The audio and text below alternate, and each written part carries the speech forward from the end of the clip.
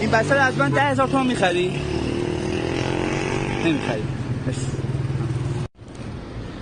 خانم خسته نباشی. خسته نباشی. این بسته از من 10,000 تومان میخرین؟ مرسی.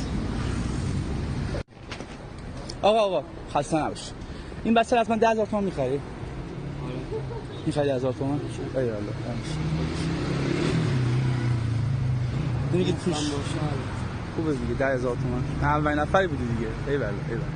بازش نمی‌کنی توشی داره؟ آره جلو خودم باز کنی توشی داره؟ خطرناک نتوش؟ نه بم نداره نترس. ای والله ای والله. بازشون قشنگ بچه‌ها ببینن. ای والله باز کن. ای والله. چی؟ نه باز کن دیگه. تو 10 تومن من خریدی دیگه. میگم توش پوچه. توش پوچه که دیگه ببین چیه دیگه. من 10,000 تومان رایج مملکتتون رو بهت فروختم. اینو بده من. ای والله داری. پیج رودن رو فالو